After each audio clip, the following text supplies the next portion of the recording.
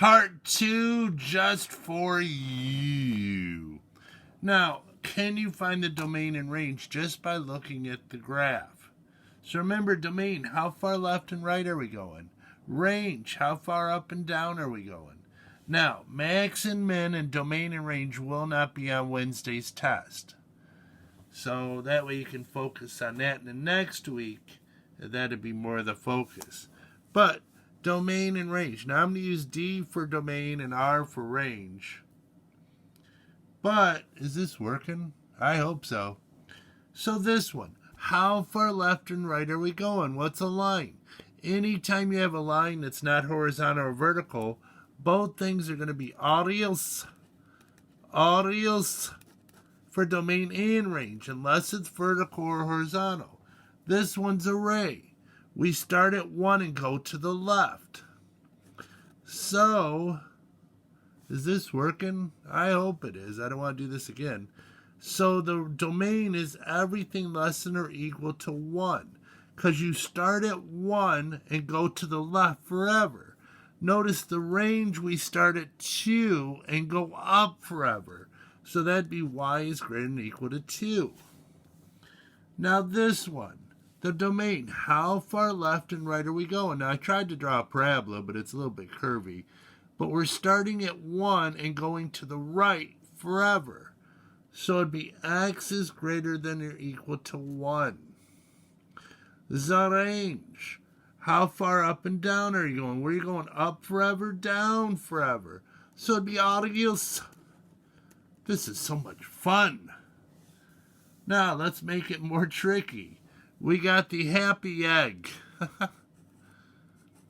So, notice I start at 1 and I go all the way with connections. There's no holes in the graph. So it's not like doink and then a hole in the graph and then doink. Which we'll see that in the future. But we start at 1 and go to 3. Now, do you remember how to show between 1 and 3? Sure you do. 1 is less than or equal to x, which is less than or equal to 3. We did that first semester. So the range starts at 1 and goes all the way to 4, connected. There's no openings in the graph. So there's at least 1 point going from 4 to 1. Now, there's 2 here, 2 here, 2 here, just 1 there. So it's everything between 1, and 4. Now we have, wow. But what's important is the graph is actually a rectangle. It's connected, everything between the two. So left to right, we start at 1, keeps going 2, 3, and 4. So the domain is between 1 and 4. The range, we start at 1 and go to 3.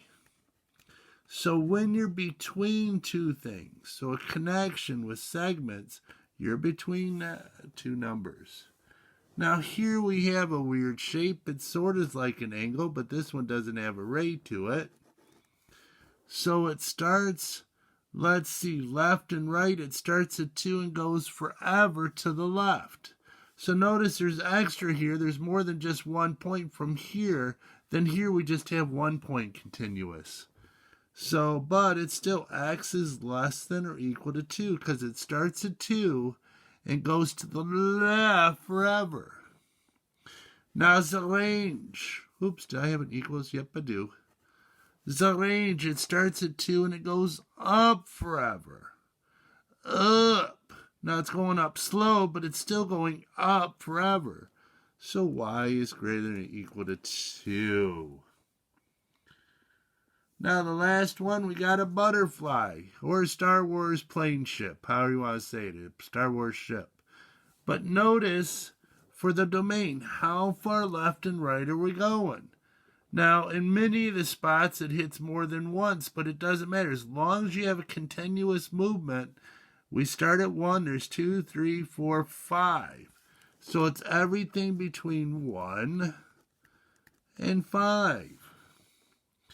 Then the range, we start at 1 and we go all the way up to 2, 3, 4, 5, 6.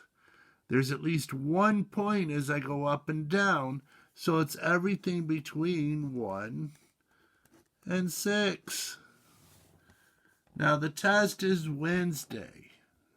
Graphing V-shape, putting it in proper form, graphing parabolas, VOA, x-intercept, y-intercept, plug and chug, and putting it in proper form.